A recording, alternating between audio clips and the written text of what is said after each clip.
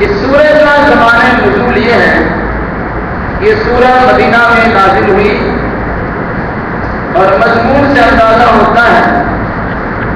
کہ صلح حدیبیہ سن 6 ہجری میں پیش آئی تھی۔ صلح حدیبیہ کے بعد سن 7 ہجری میں اس سورہ کا نزول ہوا۔ اس سورہ کا مرکزی اور خاص مضمون ہے دین کی تکمیل کا اعلان کیا ہے۔ اس سورہ کی آیت نمبر 1 میں شرعی عہد و پیمان کی پاسداری کرنے کا حکم دیا۔ آیت نمبر 2 سے لے کے آیت نمبر 6 تک اللہ کی شائن یعنی اللہ کی نشانیوں کی حرمت و احترام کرنے کا حکم دیا گیا، اور ساتھ ساتھ دین اور نیک کاموں میں، تقویٰ اور بھلائی کے کاموں میں ایک دوسرے کا تعاون کرنے کا حکم دیا گیا ہے، جبکہ گناہ اور سرکشی کے کاموں میں کسی کی معاملت کرنے سے منع کیا ہے۔ اسی طریقے سے چند حرام کھانوں کا بھی تذکرہ کیا گیا، مردار کھانا، سور کا گوشت کھانا اور اس قسم کی دیگر چیزوں سے متعلق، اور بطور خاص خون کا پینا اور وہ چیز جس چیز کو چاہے وہ جانور ہو، چاہے دانا ہو، چاہے کھانا، اگر اس چیز کو اللہ کے علاوہ کسی غیر کے نام سے مشہور کر دیا جائے تو وہ کھانا بھی حرام ہے۔ اسی طریقے سے وہ جانور جس کا گلا بھول گیا ہو تو اس کا کھانا حرام، جو چل اور سب کے مر گیا اس کا کھانا حرام، اس طرح کئی حرام چیزوں کا تذکرہ کیا۔ پھر اس کے ساتھ ساتھ دین کی تکمیل کا یعنی دین اسلام کے مکمل ہو جانے کا اعلان بھی کیا گیا۔ پھر حلال و حرام سے متعلق کچھ اصول بتلائے گئے اور کچھ حلال چیزوں کا بھی تذکرہ کیا گیا۔ ساتھ ساتھ اہل کتاب یہود و نصارہ اگر وہ اپنے مذہبی کتاب پر قائم دائم ہے تو ان کا ذریعہ آپ کے لیے حلال ہے، ان کو اپنی بیٹیاں نہیں دے سکتے، البتہ ان کی گرجا میں اور عبادت گاہوں میں جانے والی عورتیں جو دیندار اپنے مذہب کے لحاظ سے ہو، ان عورتوں سے نکاح کرنے کی گنجائش ہے، بہتر نہیں ہے، اس کی تفصیل کبھی آئے گا۔ اسی طریقے سے نماز کے لیے وضو کا احکام بھی انہی آیات میں دہرایا ہے۔ آیت نمبر 7 سے لے کے آیت نمبر 11 تک عہد و پیمان کی پابندی کرنے کا حکم دیا گیا اور عدل و انصاف کی تاکید کی گئی۔ آیت نمبر 12 سے لے کے آیت نمبر 26 تک یہود و نصارہ کی جانب سے جو عہد و پیمان کو توڑا گیا تھا ان کا تذکرہ کیا گیا، ان کے واقعات کی سرگزشت سنائی گئی، اور اہل کتاب کو اللہ کے ساتھ عہد و پیمان سے متعلق رشتہ ناطہ جوڑنے کا بطور خاص حکم دیا گیا۔ آیت نمبر 17 سے لے کے آیت نمبر 32 تک حضرت آدم علیہ السلام کے دو صاحبزادے حابیل و قابیل کا تذکرہ کیا گیا ہے۔ ایک اللہ کا برگزیدہ بندہ متقی و تقویٰ شیعہ اور دوسرا دنیا کا کردار۔ قربانیاں پیش کی گئی، اللہ تبارک و تعالیٰ نے متقی انسان یعنی حابیل کی قربانی کی اور قابیل اپنی قابلیت میں چلا گیا، اس کی قربانی قبول نہیں ہوئی، نتیجے کے طور پر اس نے اپنے بھائی کو قتل کر دیا۔ اس واقعہ کی ضرورت سنانے کے بعد کہا گیا کہ جو انسان کی قیامت تک قتل کرے گا ان سارے قتل کرنے والوں کا گناہ اسی انسان کو ہو گا جس نے قتل کو ایجاد کیا گیا قابل کو ہو گا۔ مقصد یہ ہے کہ اگر کوئی انسان کسی گناہ کی شروعات کرتا ہے تو جب تک وہ گناہ کا کام چلتا رہے گا گناہ کا ایجاد کرنے والا موجود اس انسان کو بھی گناہ کا حصہ ملتا ہے۔ آیت نمبر 33 سے لے کے آیت نمبر 40 تک روئے زمین پر فتنہ فساد پھیلانے سے منع کیا گیا اور جرائم کے انسداد کے لیے باضابطہ قانون کو مرتب کیا گیا۔ اگر کوئی انسان قتل کرتا ہے اس کی سزا قتل ہے، کوئی انسان کسی کی آنکھ میں سرایا جاتا ہے تو اس کی سزا وہی ہے، کوئی کسی کا ہاتھ پاؤں کاٹ دیتا ہے تو اس کی سزا وہی ہے، اور بطور خاص فتنہ پروری کرنے والے اور امن و امان کو غارت کر کے قتل و غارت کری کا سامان برآمد کرنے والوں کو قتل کی سزا، سولی کی سزا، ہاتھ پاؤں کاٹنے کی سزا اور کم از کم اسلام میں کی گئی اسے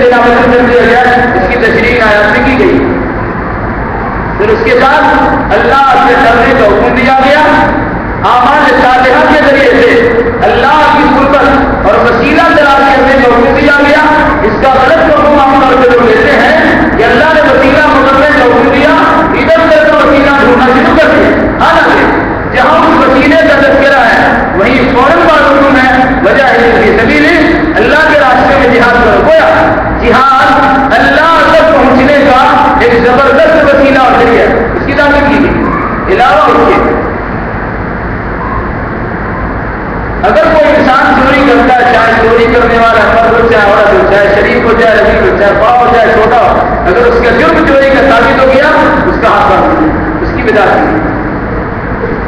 آیت نمبر 41 سے لے کے آیت نمبر 50 تک اہل کتاب کی سیکھنے کی مثال بیان کی گئی اور فیصلہ شریعت کو جو اہل کتاب نے مسجد کو سجا دیا تھا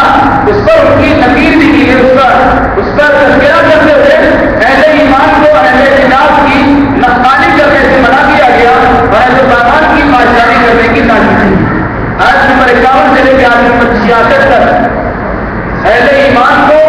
اہل کتاب کی روش سے چلنے سے منع کیا گیا، مسلمانوں کو یہود و نصارہ کے نقش قدم پر چلنے سے روکا گیا۔ آیت نمبر 67 سے لے کے آیت نمبر 86 تک اہل کتاب کو قرآنی آیات اور رسول اکرم صلی اللہ علیہ وسلم کی فرمودات کے ذریعے سے اسلام کی دعوت دی گئی ہے اور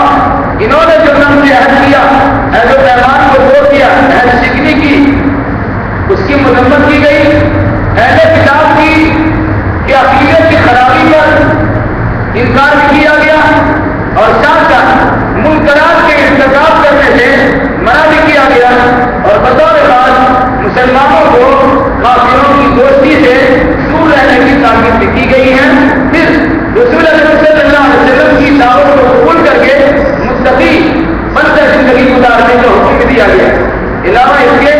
قسم کے کچھ احکام بیان کیے گئے کہ اگر کوئی انسان لفظ قسم کھاتا ہے اس میں گریب نہیں ہوگی، لیکن دل کی گہرائی سے اگر وہ قسم کھاتا ہے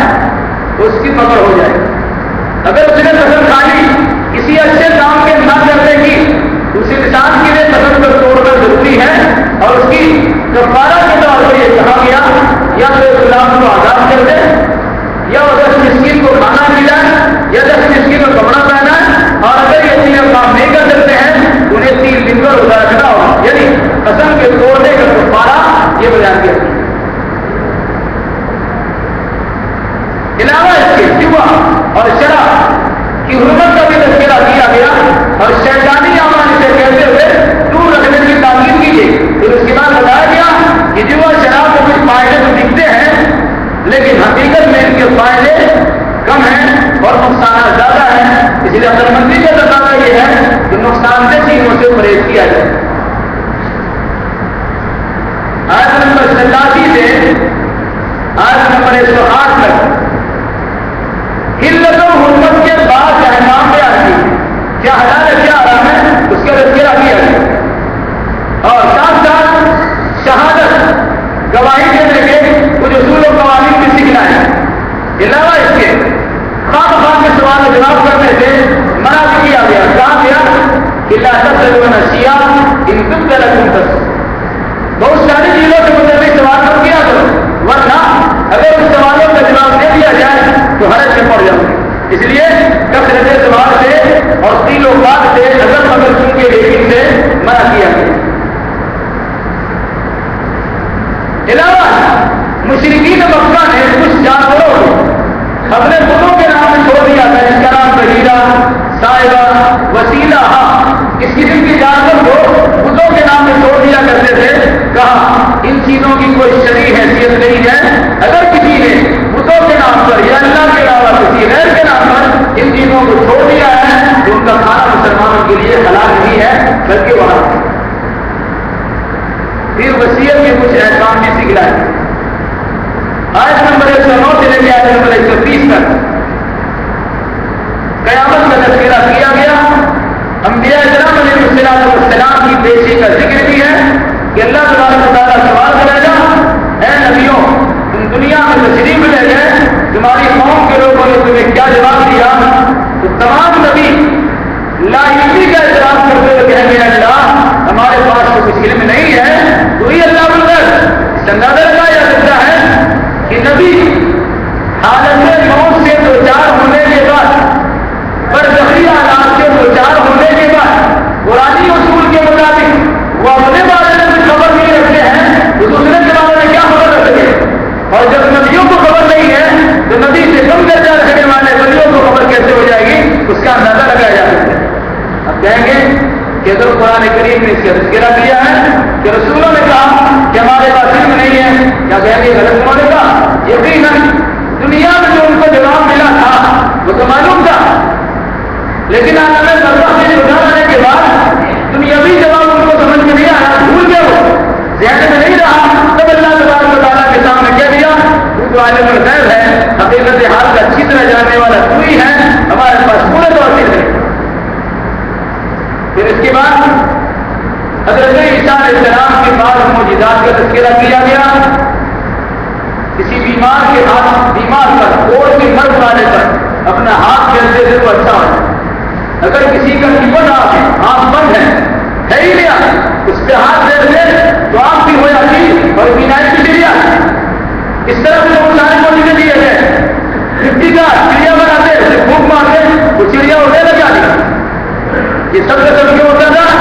سب اللہ تبارک و تعالیٰ کے فضل و کرم سے۔ ان معجزات کا تذکرہ بھی کیا گیا۔ پھر وہی دسترخوان جس کا مطالبہ حضرت عیسیٰ علیہ السلام سے ان کی قوم نے کیا تھا، اس کا تذکرہ کیا گیا، جس پر اللہ کی جانب سے بات کہی گئی کہ میں دسترخوان نکالنے پر قادر ہوں، لیکن اگر تم اس کی نافرمانی کرو گے تو ایسے عذاب سے دو چار کی جاؤ گے کہ تجھ سے پہلے کسی کو عذاب نہیں دے گی۔ اور پھر اس کے بعد حضرت عیسیٰ علیہ السلام کو اس انداز میں پیش کیا گیا ہے کہ اللہ پوچھے رہے عیسیٰ کہ تم نے لوگوں سے کہا تھا کہ مجھے اور میری ماں مریم کو اللہ کے بالمقابل معبود بنا لینا۔ حضرت عیسیٰ علیہ السلام برات کے اظہار کرنے کا ایسا ہے نہیں، ہرگز نہیں، ہم نے کبھی نہیں کہا یہ میرے شان کی لائق نہیں ہے، عبادت کے لائق کیوں ہے؟ جب تک وہ ان کے درمیان تھا، ان کا نگراں تھا، میرے آنے کے بعد ان لوگوں نے کیا کچھ کھلائے ہیں اس کے بارے میں تو بتا رہی ہے، ان کو آپ سے تم بھائی نبات ہو، اللہ جب تم کو عذاب دے دے تو تیرا ہی بنتا ہے، اور اگر تم اس کو معاف کر دے تو بڑا مسئلے والا بھی ہے۔ اس کا اندازہ لگائیے کہ اگر حضرت عیسیٰ علیہ السلام کو لوگوں نے معبود بنا لیا تو ذرا دیگر اللہ کے کٹہرے میں مجرم بنا دیتا ہے۔ اس لیے اگر کوئی انسان کسی انسان کو حد سے زیادہ درجہ دیتا ہے تو وہ انسان یہ نہ سوچے ان کا تو کوئی جناب بجا لاتا ہے، بلکہ وہ دنیا والوں کے سامنے اور اللہ کی نگاہ میں مجرم کی حیثیت سے کھڑا ہونے کے لیے انہیں تیار ہے۔ اللہ نے سب کی توجہ بتا دی۔ پھر اس کے بعد قیامت کے دن سچے انسان کو ان کی راست بازی اور سچائی نفع پہنچائے گی، جس کے نتیجے میں آخرت کی زندگی ان کی کامیاب ہوگی۔ اس کا تذکرہ کیا گیا ہے کہ جس کے ساتھ قرآن کی صداقت اور سچائی کی دعوت بھی دی گئی اور سچوں کے ساتھ رہنے کا حکم بھی دیا گیا، اور یہ نسخہ خوشخبری سنائی گئی کہ جو انسان سچ بولتا ہے وہ سکتا ہے دنیا میں سچائی کے نتیجے میں پریشانی سے دو چار ہو جائے، لیکن آخرت میں اس کی سچائی رنگ لائے گی اور نتیجے کے طور پر کامیابی سے ہمکنار ہوگی۔ اللہ تعالیٰ آپ کو مسلمانوں کو قرآن اصول ہدایت کے مطابق زندگی گزارنے کی توفیق